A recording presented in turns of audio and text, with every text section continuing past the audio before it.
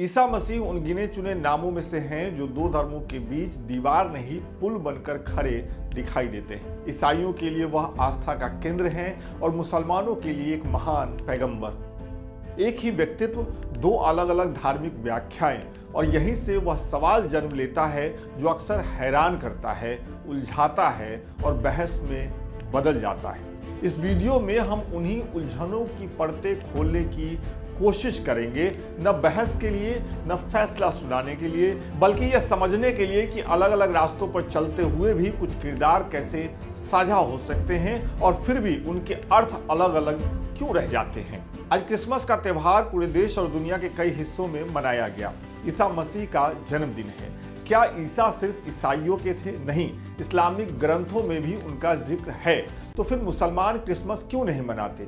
इस सवाल को समझेंगे, लेकिन उससे पहले यह समझना जरूरी है कि इस्लाम और ईसाइयत का रिश्ता क्या है, जिसे अक्सर या तो अनदेखा कर दिया जाता है या फिर जानबूझकर गलत तरीके से समझाया जाता है। यह बात कई लोगों को चौंकाती है कि इस्लाम भले ही ईसा मसीह के जन्म का उत्सव नहीं मनाता, लेकिन जीसस की इज्जत करता है।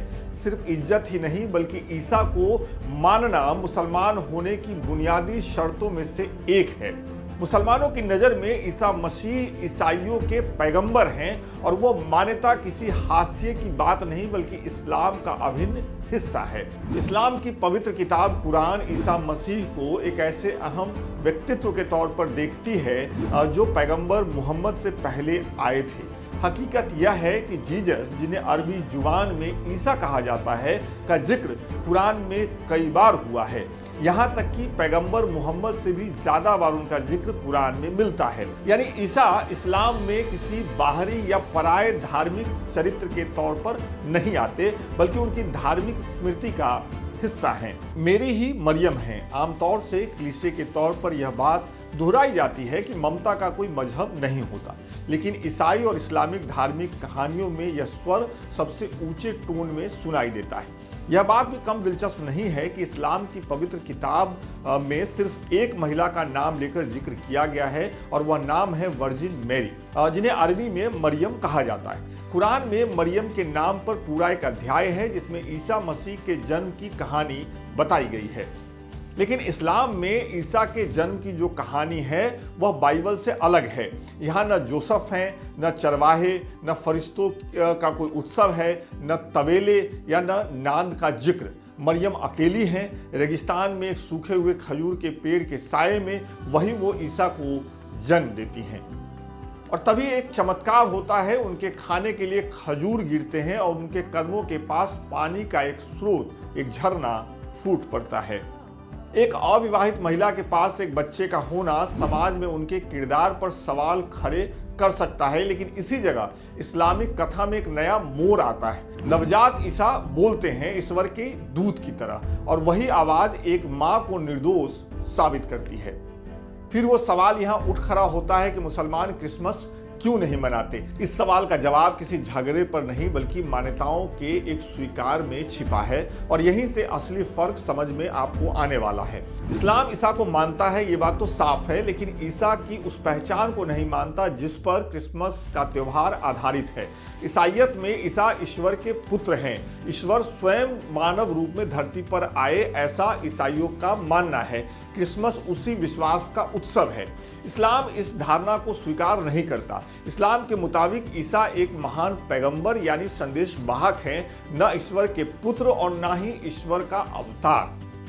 इसलिए मुसलमान ईसा का सम्मान करते हैं और वो उनके लिए अलैहिस्सलाम शब्द का इस्तेमाल भी करते हैं। उनका जिक्र करते हुए वो कहते हैं उन पर शांति हो। उनके दोबारा लौटने में वो विश्वास रखते हैं, लेकिन उनके जन्म का धार्मिक उत्सव नहीं मनाते।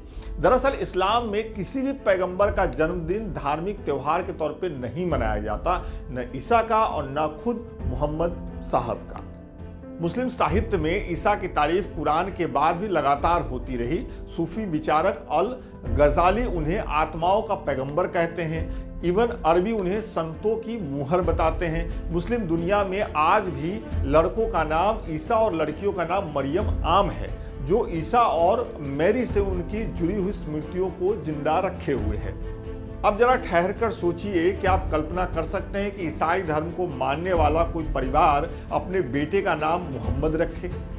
यही वो ऐतिहासिक असंतुलन है जो दोनों धर्मों के रिश्ते को जटिल बनाता है। इस्लाम ईसा से परिचित है क्योंकि 7वीं शताब्दी में जब इस्लाम का उद्भव हुआ तब मध्य पूर्व में ईसाइयत पहले से मौजूद थी, लेकिन बाइबल में मोहम्मद का जिक्र नहीं है और इसके ऐतिहासिक कारण भी मौजूद हैं। आने वाली सदियों में इस्लाम ने ईसा को अपने धार्मिक ढांचे में जगह दी, लेकिन चर्च ने वैसी उदारता नहीं दिखाई। यूरोप की कला, चर्चों और साहित्य में कई बार मुस्लिम पैगंबर को अपमानजनक रूप से दिखाया गया। हालांकि आज चर्च आधिकारिक तौर पर ऐसी सोच का समर्थन नहीं करते हैं। बदलते वक्त के साथ धारणाएं कई बार बदलती हैं।